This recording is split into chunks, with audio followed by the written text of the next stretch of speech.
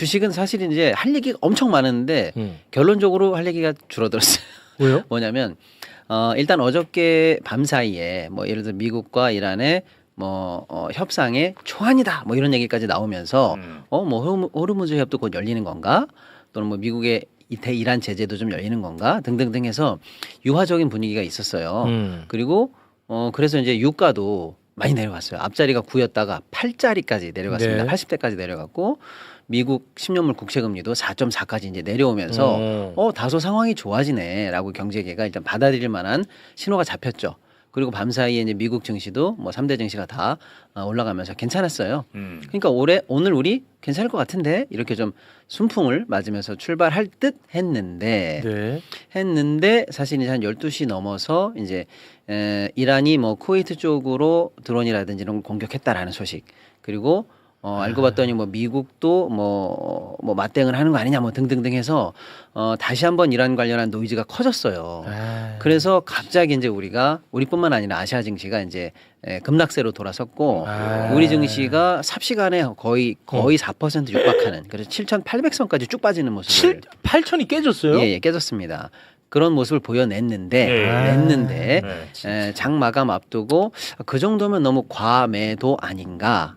우리한테 생긴 이슈는 아니잖아. 그리고 늘 알고 있던 이슈잖아요. 다만 우리가 좋아진다고 기대했다가 조금 더 노이즈가 세지는 건가? 뭐 이런 어떤 고려가 있으면서 사실상 낙폭을 상당 부분 만회하면서 약보합 수준으로 8,185 마이너스 0.53 정도 하락하는 걸로 마감을 했습니다. 그리고 코스닥도 1,104 마이너스 코스닥은 좀 빠졌죠. 아무튼 그런 선에서 다소간의 하루의 변동폭이 밑에까지 내려갔다가 올라오는 선에서 일단 마무리가 돼서 이 끝선을 모르고 중간에 잠깐 이제 큰일 났다라고 해서 조금 뭐랄까 좀 조급하게 행동하셨던 분들 입장에서는 좀 깜짝 놀라셨을 그런 하루 변동폭을 보여냈습니다. 네. 코스피가 아주 그냥 경고망동하네. 작은 일에 깜짝 놀라서 떨어졌다가 야 이건 좀 너무 많이 떨어지지 않았냐 해서 다시 이렇게 복구하고 코스피 잘 들어. 그 왜 그 체육처럼 행동해? 경고망동. 일단은 뭐 자세히 하자면 끝도 없지만 대략적인 흐름은 그랬고요. 네, 오늘은 이제 또 그것만큼 더 중요한 이슈가 하나 있어서 간단하게 소개해드릴게요. 한국은행에서 우리나라 이제 기준금리를 정하는 금통위가 오늘 열렸습니다. 오, 정말 중요하네. 중요하죠. 이제 뭐 회의가 항상 열릴 때마다 관전 포인트가 뭔지를 미리 알고 보시는 게 중요하죠. 뭐 그 회의 내용 모든 걸 다 알 필요는 없으니까요. 일단 우리나라 기준금리는 동결이 됐어요. 동결이 됐고 사실상 뭐 8회 연속 뭐 기간으로 치면 1년쯤 지금 동결되고 있다 이렇게 보시면 됩니다. 그럼 동결을 예상했는가? 그러면 100% 예상했어요. 그러니까 동결은 관전 포인트가 아닌 거예요. 그러면 뭘 그렇게 보려고 얘기했던 거야?라고 하면은 예를 들어 제가 이런 비유를 해드려요. 물이 0도씨에 있다라고 하면은 이게 물이 상온에서 영하로 내려가는 경로에서 0도씨를 만나면 0.01도만 낮아지면 이제 물에서 액체에서 얼음이 돼버리죠. 그러니까 어떤 경로가 있냐는 게 중요해요. 근데 반면에 또 올라가는 영하에서 영상으로 올라가는 경로에서 0도씨에 있다 그러면 0.01만 올라가면 바로 얼음에서 물로 액체로 바뀌어버립니다. 그래서 지금 우리는 동결에 있는데 동결이라는 게 중요한 게 아니고 경로가 내려가는 경로냐 위로 가는 경로냐라는 중요한 변곡점에 있어요. 그럼 오늘은 뭐냐? 그 경로가 바뀌는 날입니다. 어떻게? 그래서 그동안의 경로는 인하 경로에 일단 있습니다. 있기는 있었어요. 내려가는 경로예요, 경로. 그런데 이제 인상 경로로 완전히 트는 그 반등하는 마지막 지점. 그게 0도씨, 그게 오늘이에요. 그게 오늘이에요? 그래서 오늘부터 경로가 바뀌었다 이렇게 보시면 됩니다. 그 주가에는 제일 안 좋다며 그게. 그래서 시장 일단 오늘이 포인트는 동결이 중요한 게 아니죠. 그러니까 너 몇 도야? 0도. 어제도 0도, 오늘도 0도. 맞아. 근데 내려갔다 올라갔다 하는 경로가 바뀌는 0도예요, 오늘.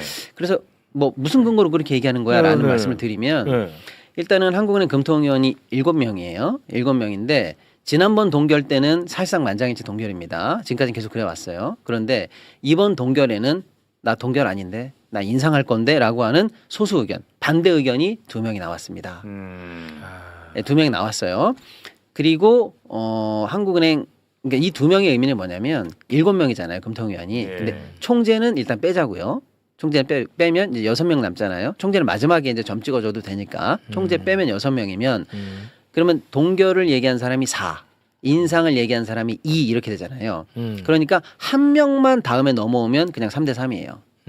그렇게 되잖아요. 네. 네, 그리고 총재도 사실상 인상파라고 보시면 돼요. 아, 인상파. 그러니까 거의 이제 동결은 끝났고 인상으로 가는 사람이 많아졌다. 이렇게 보시면 되는 거예요. 자, 일단 숫자가 그렇고요. 예. 그다음에 중요한 게 앞으로 6개월 후에 우리 금리는 어디까지 갈 것 같아?라고 하는 예상치를 각자 표현하는 게 점도표라는 게 있어요. 예. 금리 구간을 예상해 놓고 각자 금통위원 7명한테 3표씩 줘요. 스티커 3개를 주고 칠판에 가서 너 원하는 데 찍어 이렇게 하는 거예요. 그래서 그 스티커가 많이 붙어 있는 구간을 보면 대세적으로 다음에 저쪽으로 몰려 있네. 이걸 알 수가 있잖아요. 그 점도표가 나와 있는데 점도표 중에서 대부분이 다 한 차례 내지는 2차례 인상의 스티커가 꽂혀 있어요. 그러니까 금통위원들의 내심의 의사는 지금도 동결이 아니다라고 반대파가 2명이 나왔고 네네. 앞으로 6개월은 한두 차례 인상을 대부분 다 전망하고 내심의 의사가 그게 확인이 됐어요. 그러니까 오늘부터 사실상 오늘 나온 건 뭐냐면 그래서 정확하게는 금리 인상으로 경로가 바뀐다는 예고가 오늘 정확하게 나온 거예요. 근데 금리는 오늘 갑자기 오늘부터 인상합니다. 오늘부터 내립니다. 이렇게 급변침을 할 수는 없잖아요. 워낙에 중요한 경기잖아요. 예. 그래서 예고를 주는 거예요. 근데 오늘 예고가 나왔습니다. 나왔구나. 그렇게 보시면 돼요. 그럼 이렇게 인상 경로를 바꾼 근거가 뭐냐? 짧게만 말씀드리면 3가지인데요. 금리를 결정하는 가장 중요한 거는 일단 물가죠. 한국은행이 물가를 잘 잡아야 되니까. 네. 2번째가 경제 성장. 성장이 어떻게 되느냐에 따라서 금리도 중요하죠. 3번째가 금융에 미치는 파생 효과. 요 3가지를 놓고 금리의 결정을 하거든요. 네. 그럼 하나씩 본다면 네네. 첫 번째 물가는 어떻게 될 것 같은데 라고 물어보면 지금 물가 전망을 올해 연간 2.2% 정도 오르지 않을까라고 생각했는데 지금 기름값 오르는 거 봐.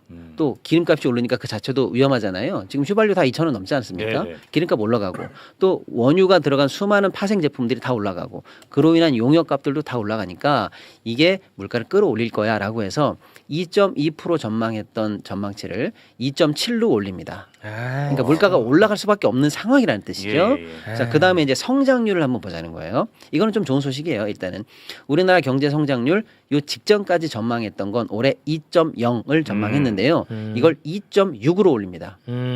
경제는 잘 된다는 거예요. 네, 반도체 경제 잘 수출 되네. 좋고 무역 좋고 다 좋아요. 심지어는 여행 수지까지도 흑자로 돌았어요. 그러니까 다 좋아요. 그러니까 좋아. 돈이 많이 벌린다는 뜻이죠. 네네. 그럼 돈이 벌리면 어떻게 돼요? 돈이 흔해지죠. 그럼 물가 올라가죠. 물가 올라. 예, 그리고 그런 측면에서 경제가 오히려 좋아질 때는 금리를 올려가면서 따라가야 되고요. 경제가 나빠. 그러면 돈을 풀어야 되잖아요. 경기 관리하기 위해서. 그럼 금리를 낮춰서 돈을 푸는 건데 지금 경제가 좋아진다는 거잖아요. 그러니까 금리 인상 요인이 또 생긴 거죠.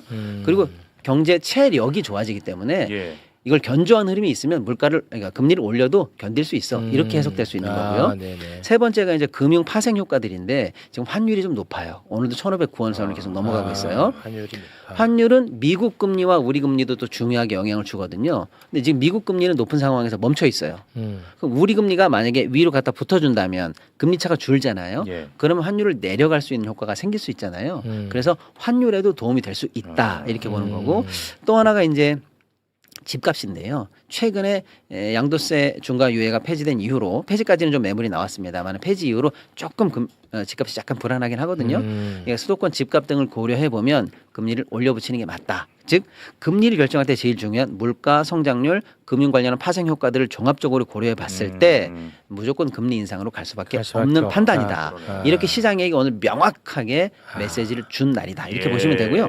그럼 어떤 영향이 있어라고 하면 일단은 금리에 가장 밀접한 거는 채권 시장이에요. 채권 시장은 사실은 조금 지금 너무 어렵거든요. 근데 어려운 데다가 사실은 조금 더 충격을 더 준다라고 해서 좀 기댈 곳 없는 채권 시장에 더 한파가 불 가능성이 있다. 이렇게 좀 볼 여지가 있습니다. 네. 일단은요.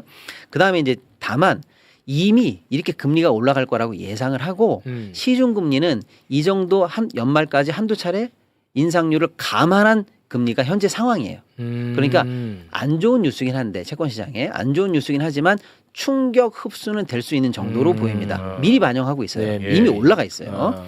자, 그다음에 이제 증시에 끼치는 영향인데 지금 우리 코스피는 좋습니다. 잘 나가고 있잖아요. 네. 그렇게 해서 잘 나가고 있는 뭐 반도체주라든지 뭐 기판주라든지 MLCC 같은 이런 테마를 형성하고 있는 좋은 주식들은 실적이 좋아요. 우량주들입니다.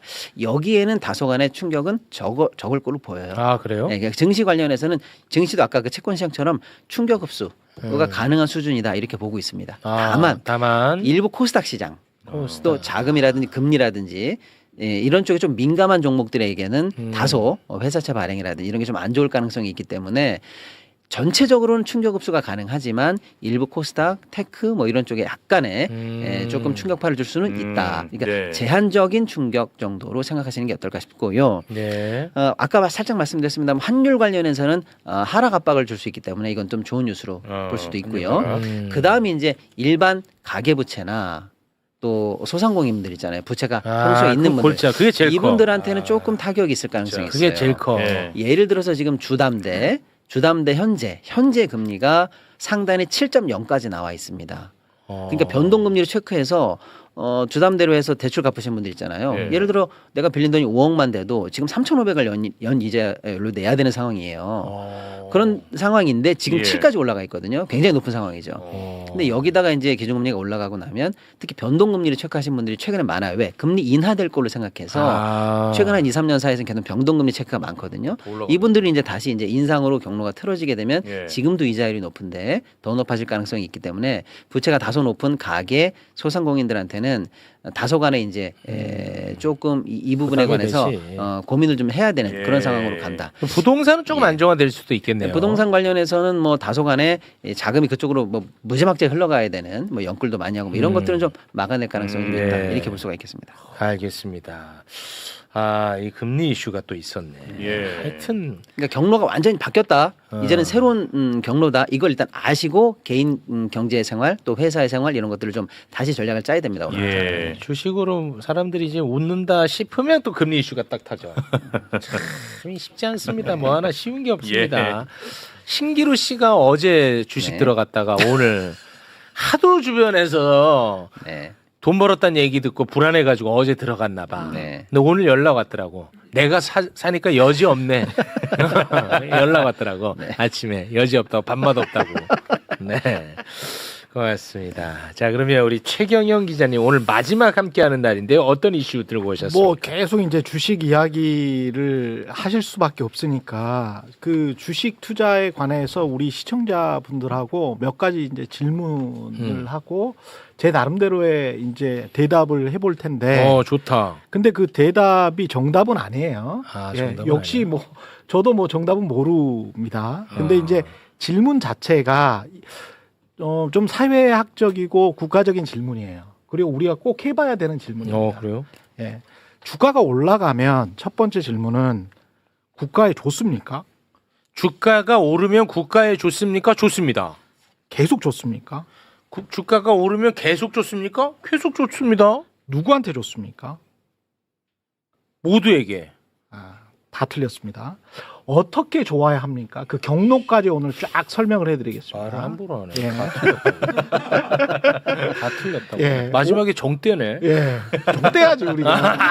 정떼고 가네. 어제 한국은행에서 이슈노트가 나왔어요. 이것과 관련된 이슈노트가 나왔는데 주가가 오르면 보통 우리가 좋은 이유가 소비가 증가하고 소비가 증가하면 뭐 기업의 순이익이 또 증가하고 기업의 순이익 증가하면 고용이 증가하고 선순환 또 구조, 소득이 증가하고 이런 선순환 구조였잖아요. 그렇습니다. 지금 뭐 백화점 난리 났다는 보도 많아요. 백화점이 난리가 났습니다. 전통시장은 그대로입니다. 전통시장 그대로. 어제 27일에 한국은행 이슈노트에 따르면 가게에서 우리 가게에서 주가가 1만 원 상승하면 소비에 얼마 쓰니라고 추정을 해보니까 한국은행에서 추정하는 게 가장 정확하겠죠. 130원 정도를 소비에 활용합니다. 1만 원이 상승하면 만 원당 130원. 130원 소비. 근데 이게 연령 계층별로 보면 누가 이렇게 쓰냐? 그래도 좀 쓰냐? 청년층, 고령층, 중산층 이하, 저소득층. 저소득층이 많이 쓴다 이거죠. 에서 많이 써요.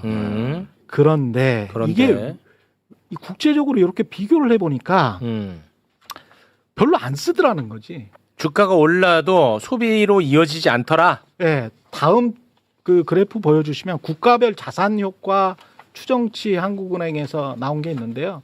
방금 말씀드린 게 이제 별로 안 썼는데 연령별로 몇 번인지를 좀 얘기해 주세요. 예, 지금 이제 순서대로 다 나가고 있어요. 이미 다 짜놨어요. 짜놨어. 예. 마지막이라 이게 지금- 좀 잘하네. 예. 독일은 저렇게 많이 쓰죠. 프랑스, 미국, 이탈리아, 일본, 한국은 10,000원당 아까 얼마라 그랬어요? 13원 쓴다 그랬잖아요. 그러니까 독일은 한 130원.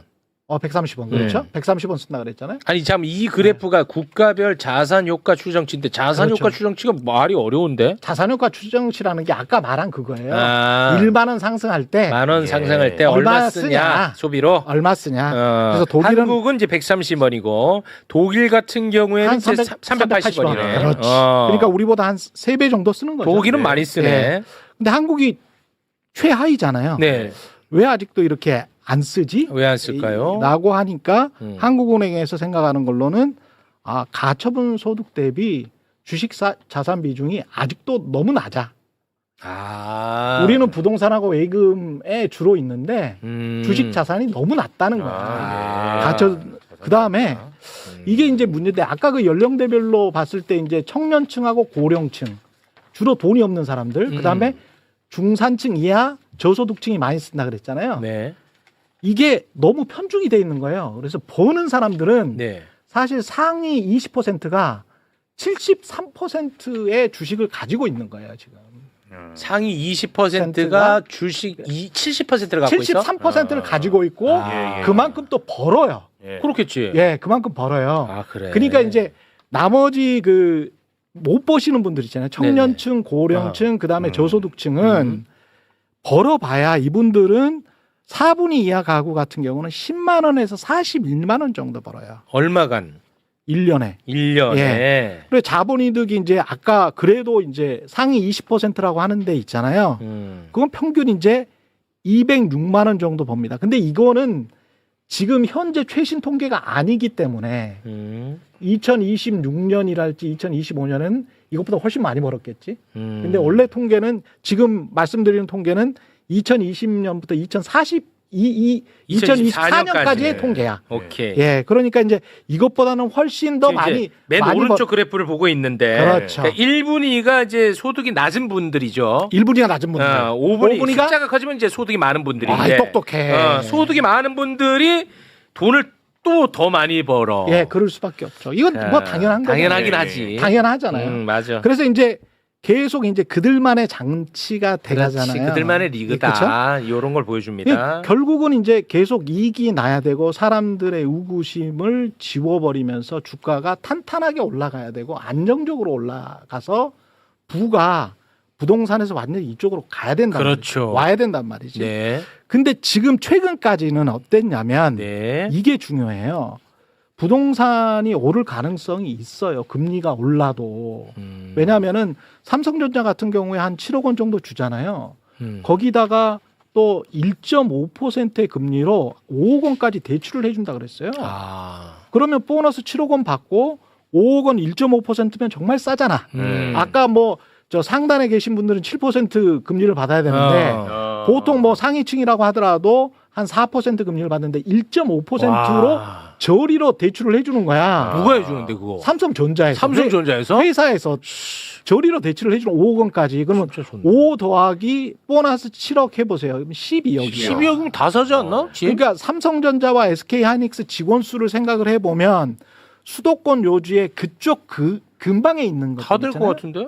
상당히 많이 집값에 집값 영향을 받을 수가 있습니다. 게다가 지금 한국은행 이슈 노트에 나온 거를 보면 무주택자들은 네. 차익을 실현해서 네. 1원을 벌었으면 0.7원을 다 집 사는 데 씁니다. 그래. 결국은 또 그렇게 가네. 0. 무슨 말인지 알겠죠? 1원 벌었으면 100원 벌었으면 70원 쓰는 거예요. 그러니까 그리고 100원 벌었으면 또 23호는 부채를 갚아. 너무나 합리적 선택인 거예요. 지금 현재로서. 현재로서는 솔직히. 맞아. 예, 무주택자 입장에서는 그렇게 되는 거예요. 맞아요. 그러니까 삼성전자, SK하이닉스의 무주택자 젊은 분들 같은 경우는 이 선택을 할 가능성이 굉장히 높고요. 맞아. 그렇게 되면 머리 무브가 아주 삐그덕거릴 가능성이 높습니다. 우리가 생각하는 역방향으로 가는 거지. 그렇죠. 그래서 에휴. 계속 좋으려면 주가가 올라가면서 계속 좋으려면 어떤 필요 조건들이 있어요. 이게 안정적으로 올라가는 것도 좋지만 이게 왜 이렇게 우리 돈 벌라고 주식시장을 전 세계 자본주의가 이렇게 활성화시켰을 것 같아요? 네. 국가에서 우리 돈 벌게 해주려고? 아니 기업 살리려고. 그렇지. 첫 번째가 기업이 자금 조달을 아주 쉽게 하게 해주려고 하는 거 아니에요? 그게 본질이죠. 본질이죠. 네. 그게 본질이니까 그거를 프라이머리 마켓이라고 해요. 근본적인 시장이라 그래요. 프라이머리 기본적으로 요 시장은 발행 시장이 제일 중요해. 그래서 발행 시장이라는 건 뭐예요? 중소기업, 벤처기업들이 갑자기 팡팡 엔비디아 같은 것들이 갑자기 팡팡 나오는 거예요. 언제 엔비디아입니까? 2010년대에는 엔비디아 우리 몰랐어. 그렇습니다. 근데 지금 세계 시가총액 1위잖아요. 예. 근데 한국의 그 시가총액 1위부터 뭐 10위까지는 바뀝니까? 거의 안 바뀌어요. 대기업이지. 그리고 1위부터 10위까지 뭐 1위부터 100위까지도 마찬가지인데 2세나 3세 경영인들이 하는 이른바 재벌이라는 재벌 대기업 순서에서 바뀝니까? 거의 안 바뀌어요. 우리 사회 경직돼 있지. 그런데 이렇게 이제 자금 조달 경쟁과 공정한 경쟁을 통해서 중소기업이나 벤처기업들이 팍팍 올라와서 그렇지. 100대 기업으로 팍 들어가면 이 사람들이 또 움찔하잖아. 그렇죠. 움찔하고 이쪽에서 또 혁신을 해서 고용을 많이 해주고 IPO를 해서 자금을 이렇게 빨아들이고 그 자금 빨아들이는 게 오픈 AI랄지 앞으로 10월 달에 다 남아있잖아요. 그렇습니다. 그러니까 미국 시장이 역동적이고 계속 사람들이 거기에다 돈을 투여하려고 하는 게 계속 시가총액이 바뀌기 때문에 그래요. 그렇죠. 10년에 한 번씩. 근데 우리는 거의 안 바뀌어. 경직돼 있죠. 바뀌어도 계속 재벌 위주의 체제야. 맞아. 그러니까 요거를 우리가 어떻게든 바꿔줘야 돼요. 네. 그러려면 결국은 이제 국가가 그쪽으로 선순환으로 유도를 해주는 수밖에 없습니다. 그렇습니다. 그렇죠? 그래서 이제 선순환으로 유도해 주는 게 이번에 이제 생산적 금융하고 무슨 뭐 국민 성장 펀드하고 뭐 이런 것들 있잖아요. 예. 이런 것들이 사실은 가만히 보면 이제 중소기업이나 벤처기업들을 도와주는 개념이 있거든요. 도와주는 개념이 있는데 사실은 투자자 입장에서 봤을 때는 돈은 안 돼요. 그러니까 주식 투자의 모순이라는 거는 이런 거예요. 저도 그렇게 투자를 하거든요, 사실. 여러분 욕하는 게 아니고 저를 욕하는 거예요. 저는 독과점 기업에 투자를 해요. 나가. 이게 워런 버핏이 저한테 가르쳐 준 거예요. 독과점 기업. 최경영 진짜 실망이네. 독과점 기업은 어떤 기업이냐면 이제 어떤 방법으로 독과점 기업이 됐느냐에 따라서 달라요. 근데 여하튼 간에 독과점 기업이 우리처럼 정경유착을 통해서 될 수도 있지만 어떤 혁신을 통해서 기술 개발을 통해서 독과점 기업이 갑자기 돼버리는 경우도 있잖아요. 마이크로소프트 같은 경우 무슨 정경유착을 통해서 뭐 그렇게 됐어요? 경쟁사가 없어. 갑자기 OS를 만들어 가지고 그냥 컴퓨터에 다 심어버리니까 독과점 기업이 된 거 아니에요. 그런 기업을 사라라는 게 워런 버핏의 가르침이에요. 그런 거를 사야 돼. 근데 그런 기업이 이렇게 우뚝 섰어. 근데 그 기업을 넘어뜨릴 공정한 경쟁의 구도가 있어야 또 들어갈 거 아니야. 그렇죠. 근데 우리는 고개 한번 우뚝 쓰잖아. 근데 그 과거의 역사에 우뚝 쓴 거는 사실은 정경유착으로 우뚝 섰잖아. 내가 다 솔직히 얘기했잖아. 그렇잖아요. 그래서 우리가 이제 부자들을 잘 인정을 못 하잖아요. 근데 지금은 세금 많이 내고 고용 많이 하는 기업주들이랄지 이런 사람들을 칭찬해줘야 되는 국면이에요. 그리고 그럴 수밖에 없어, 자본주의라는 게. 그러면 계속 세금 잘 내고 고용 잘하는 기업들이 더 많이 생겨야 될 거 아니야. 근데 우리나라 경제 구조는 그렇게 세금은 낼 수 있는데 고용을 많이 할 수 있는 기업들은 아니에요. 그리고 앞으로 피지컬 AI가 등장하고 지금의 반도체 산업도 마찬가지지만 반도체 사이즈에 비해서 고용의 규모는 굉장히 좀 작아요. 작아. 원래가 그래요. 그러면 이제 다른 어떤 경쟁 기업들이 팍팍 커줘야 되거든. 그 분위기를 만들어줘야 되고. 그래서 지금 쿠팡 주주냐고 지금 난리야. 최경영 그런 거는 쿠팡 아니고. 주주냐? 아니 쿠팡 주주는 아니야. 쿠팡 주 나도 가릴 거는 가려. 나도 가릴 거는 가려. 독과점 독과점 기업이라고. 정 너 제대로 뗀다 난리야 지금. 더 팍팍 들어가는 건 아니야. 네. 가릴 거는 가리는데. 네. 제가 꼭 여러분한테 말씀드리고 싶은 거는 이거예요. 미국도 저렇게 이게 결국은 모든 문제는 지속 가능한 성장이란 말이죠. 지속 가능한 성장이야. 20%만 돈 왕창 벌면 절대 지속 가능하지 않아요. 미국이 제가 누차 말씀드리지만 미국이 20% 상위 20%가 소비의 60%를 차지해. 우리는 소비의 35%야. 그나마 다행이야. 여기서 멈춰야 되거든. 네. 여기서 멈춰야 되는데 우리가 지금 하는 행동들을 가만히 보세요. 한국은 미국에 비해 재산세가 5분의 1도 안 돼요. 근데 재산세 높인다고 하면 난리. 본인 재산도 아니야. 본인은 15억짜리 아파트, 50억짜리 아파트도 없어. 난리쳐. 주식 양도세는 제로야 우리가. 근데 주식 양도세는 부동산에서 머니 무브가 해야 되니까. 되고 나면 그렇지. 되고 나면은 주식 양도세는 미국 수준으로는 가야 돼요. 지금은 그 얘기 꺼내지 마. 가야 돼요. 나중에 뭐 몇 년 후라도 맞는 말이야. 하지만 지금 꺼내지 마. 그 미국은 근데 어떻게 버티지? 기부 문화라도 강해. 미국은 그나마 분배해서 기부를 또 많이 해. 1년에 수백억 달러, 수백조씩 기부를 해버려. 우리는 그 문화가 정착돼 있지 않아. 그러면 우리는 유럽처럼 세금도 안 내려고. 세금 안 내. 기부 안 해. 유럽은 세금 많이 내거든. 근데 유럽 사람들은 세금을 많이 내는 이유 그리고 기부는 잘 안 해. 미국에 비해서. 근데 유럽 사람들이 미국 사람들 욕할 때 뭐라고 욕하냐면요. 아니 국가가 우선순위를 배정해서 세금을 우리가 잔뜩 내면 우선순위를 배정해서 가난한 사람들 도와주고 뭐 이런 게 국가가 우선순위를 정해야지 왜 빌 게이츠가 정하냐? 100조씩 내가지고 그걸 왜 빌 게이츠가 자기 마음대로 아프리카에 뭐 물이 제일 중요해 이러면서 정하냐? 굉장히 유럽이 합리적인 거야. 그러니까 세금을 기부를 많이 하든지 세금을 그냥 내라는 대로 내든지. 그렇지. 예? 우린 두 개 다 안 해. 이게 선택을 해야 돼. 선택을 해야 고용도 되고 그리고 기업들이 계속 산다 이거예요. 그렇습니다. 그러니까 정부도 할 일을 하고 그러니까 이거를 자꾸 우리 대한민국 사람들 굉장히 뛰어난 머리로 주식 투자하고 그래가지고 돈 많이 버시고 뭐 열광하고 이런 거 좋은데 이게 지속 가능하게 계속 가려면 어떤 조건이 있다. 그 조건을 충족시키지 못하면 또 한 1년도 못 가서 사그라든다. 사그라졌어. 많이 확 가는 게 중요한 게 아니고요. 함께 가는 게 중요하다. 8천이 잔잔바리로 이렇게 쭉 가면서 8,500, 9,000, 만 요렇게 다지면서 다지면서 가는 게 중요합니다. 그러면서 계속 중소기업들 키워나가고 그리고 그 돈을 쓸 때 적절하게 잘 쓰는 것 그게 중요합니다. 참 큰 얘기 중요한 얘기를 많이 하셔. 근데 이제 그만두니까 이제 이런 분배는 누가 하냐고. 이젠 대한민국은 분배 못해요. 떠나잖아 매울쇼. 마지막으로 한 가지 팀만 그만해 이제. 한 가지만. 네. 워런 버핏 세상에서 주식으로 제일 돈 많이 번 사람. 제일 돈 많이 벌었어. 블룸버그 통신을 보고 주식을 사고 팔까요? 블룸버그 때문에 지금 지난번에 뭐 김용범 실장 뭐 이렇게 난리 났었잖아요. 난리 났죠. 한번 생각을 해보세요. 블룸버그를 보고 자신의 주식을 사고 팔까요? 어우 악재야. 팔아야지. 그건 호재야. 일단은 뭐 본데? 워렌 버핏은. 워런 버핏은 CNBC를 봐요. 블룸버그를 보지 않아. CNBC. 네, CNBC를 보고요.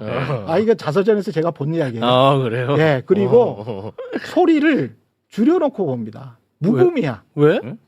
보지를 않는다는 이야기지. 보지는 않는다는 이야기지. 왔다 갔다 자기 집에서. 그 정보도 아니다 이거지. 네, 정보도 아니다. 그럼 어디서 봐? 뭘 봐? 기업의 재무제표를 보죠. 그 사람은 숫자만 보고 결정을 하는 사람. 숫자만 보고. 숫자 보고 기업 CEO들 만나고 전화해보고. 근데 우리가 주주가 됐으면 기업의 IR 팀에 전화를 할 수 있어요. 전화해가지고 재무제표가 이런데 꼬치꼬치 다 따져 물 수가 있거든요. 그래요? 아니 누구나 다 그거는 우리 주주의 권한이에요. 아. 네, 자꾸 그래 보세요. 그래서 진짜 주인 의식을 가져보시고 그러면서 기업과 함께 성장하려고 하는 예. 먹고 나는 빠질래, 나는 먹고 튈래 이런 생각으로 주식 투자를 하시면 안 됩니다. 안 된다. 아. 예. 알겠습니다. 예. 예. 자, 중요한 얘기 하나 네, 있는데 중요한 얘기 하나 2분만 2분은 해야 돼. 있습니다. 네네네. 2분. 지금 우리가 4시 29분이거든요. 4시 근데 29분. 1분 있다가 4시 반에 중요한 회의가 열립니다. 뭐예요 또? 국민연금이 국민연금. 이 중기 자산 계획을 이제 딱 세우는데요. 쉽게 예. 말씀드리면 국민연금이 1,600조가 있네, 뭐 1,700조가 있네 하는데 그거를 자기 마음대로 운영하는 게 아니잖아요. 목표와 전략을 세워놓고 하거든요. 예. 뭐 해외 주식에 몇 프로 하겠다, 국내 주식에 몇 프로, 뭐 채권에 몇 프로, 그렇지. 부동산과 뭐 대체 자산이 이렇게 딱 정해놓습니다. 그 목표를 정해놓고 그 안에서 자금을 배분한 다음에 운용을 하는 거거든요. 네. 근데 지금 기존에 있는 목표에 따르면 국내 주식의 14.9%를 배정하게 돼 있어요. 국내 주식의 14.9, 14.9 전체 자산이에요. 어. 근데 지금 현재 기준으로 이미 국내 주식 비중이 몇이게요? 현재 기준으로 예, 28%입니다. 예? 한참 넘었네? 한참 넘었죠. 그래서 앞으로 다음번 차 중기 계획을 정하는 날이 오늘인데 그러니까 이 기존에 있던 14.9라는 비중을 합리적으로 높여내지 않고 유사한 수준에서 만약에 목표를 딱 잡아버리면 어떻게 되게요? 앞으로는 오히려 덜어내야 될 판이에요. 그래서 지금 목표가 바뀌지 않으면 적게는 170조 내외의 국내 주식을 팔아야 될 상황이 생길지도 모르는 거예요. 그 말도 안 되는 얘기죠. 그렇죠. 왜냐하면 지금 외국인들도 사라 하고는 판이고 네. 정작 국민연금은 우리나라 거 아닙니까? 우리도 우리 주식을 안 사는데 외국 보고 사라, 외국인들 사라, 뭐 개인 사라 이런 얘기 할 게 말이 안 되는 거 아닙니까? 네. 그리고 실제로 말이 되건 안 되건 그 매도가 생기면 뭐 내일 당장 170별 파는 건 아닙니다만 순차적으로 쭉 덜어내다 보면 그게 중장기적으로 어마어마한 하락 요인 아닙니까? 그렇죠. 그럴 이유가 없어요. 네. 그래서 이제 오늘 이 다음번 중기 목표를 정하는데 여기서 어떻게 정하는지가 굉장히 중요한 거죠. 예를 들어서 현재 상황을 아예 합리적으로 안정적으로 더 이상 야 덜어내야 되는 거야 조금만 증시 올라가면 덜어내야 되는 거야 이런 생각이 안 들도록 확실하게 큰 폭으로 일단 포션은 잡아놓고 그러면 이제 안정적으로 국민연금은 한국에서 운용하겠군 이렇게 확실한 신호를 줄 건지 아니면 적당히만 올려놓고 또 아슬아슬하게 운영하면서 또 덜어야 돼 말아야 돼 막 이렇게 만들 건지 아니면 좀 너무 부족하게 올려가지고 다소 매도 압박이 있는 상태로 만들 건지가 조금 이따 결정돼요. 시장의 초미의 관심사입니다. 그러니까 그 뉴스를 이제 좀 주목을 해보셔야 될 것 같고요. 제 입장에서 개인적으로 이제 평론가니까 한 말씀 드린다면 확 올려도 된다 이런 입장이에요. 예를 들어서 일본도 한때 연금이 일본 주식 투자 비중을 12%를 가져간 적이 있었어요. 근데 그걸 25%로 올려버립니다. 그러면 야 어떻게 한 국가 자국이긴 합니다만 한 국가의 주식 시장 비중 그렇게 높이면 이 리스크 관리가 안 되잖아 이렇게 비판을 받을 줄 알았는데 결과는 반대였어요. 뭐냐면 연금이 확실하게 산다라고 하니까 오히려 증시가 안정적으로 유지되겠군 이렇게 되니까 매수를 촉발해요. 시장의 안정적 발판이 됩니다. 그래서 오히려 외국인들이 더 사게 되고 국민들도 믿고 더 사게 됩니다. 그러니까 이게 시장을 확실하게 받쳐주는 촉매자가 될 가능성이 있어요. 그러니까 긍정적으로 해석이 된다면요. 네. 저는 어떤 그런 사례를 발판으로 해서 사내 만에 덜어내네 안 덜어내네 어려운 말로 리밸런싱을 맨날 한 해 만에라는 리스크 의구심을 계속 시장에 주지 말고 확실하게 한국 시장에 대한 믿음을 연금이 주고 50으로 가야지 50으로. 아니 이거 국민연금을 위해서 나를 위해서가 아니고 네네네. 지금 수익률이 좋잖아. 네, 맞습니다. 대한민국 최고라며. 네, 맞아요. 그래서 사실은 야, 안 돼. 적당히 리스크 관리해라고 하는 분들도 있죠. 신중하신 분들. 네. 그분들의 논거는 그거예요. 야, MSCI 전체 세계 지수를 봐라. 한국 비중이 뭐 1, 2%, 2, 3%인데 그러면 세계 시장에 투자해야 안정적으로 리스크 관리가 되는데 우리 시장에 뭐 2, 30%가 말이 되냐? 이렇게 근거를 내는 사람도 있는데 저는 또 거꾸로 얘기하는 거죠. 세계 증시 시총이 우리가 지금 6이다. 그럼 그 비중을 왜 MSCI에만 되냐? 다른 기준으로 되면은 또 더 올리고도 남는 명분도 많다. 네. 그러니까 우리 시장에 대한 긍정적인 효과, 연금이 갖춰야 될 역할. 그다음에 최욱 앵커님 말씀 주신 것처럼 작년에도 우리가 세계 시장 1등 했거든요. 네. 그리고 올해도 연초부터 지금까지 수익률이 100%예요. 코스피. 예를 들면요. 네. 그럼 이렇게 매력적인 시장을 놔두고 왜 굳이 딴 데를 왜? 나가야 되냐는 거예요. 맞습니다. 바로 그겁니다. 그래서 현재 상황을 코스피 2,000대를 놓고 볼 게 아니라 그렇지. 8,000, 또 10,000, 12,000 이런 걸 보고 예. 자산 관리를 한다면 확실하게 좀 시장에 안정적인 메시지를 주고 아예 걱정을 더 하는 것뿐만 아니라 더 좋은 메시지를 내야 된다. 저는 그렇게 보고 잠시 후에 발표될 그 회의 결과를 좀 같이들 보셔야 될 것 같습니다. 네. 오늘 이제 어찌됐든 그 결과가 나오겠군요. 네. 오늘 저희가 또 유심히 잘 봐야 이게 또 주가에 예. 연동이 돼 있는 사안이니까 잘 살펴보도록 하겠습니다. 네. 자, 그러면 두 분과는 여기서 인사를 나눌까 하는데요. 최경영 기자님, 그동안에 함께해 주셔서 너무 감사했고요. 네, 감사했습니다. 정말 굉장히 공적 마인드가 강한 기자님으로 저는 항상 기억하고 있겠습니다. 고맙습니다. 네, 두 분 대단히 고맙습니다. 감사합니다. 감사합니다.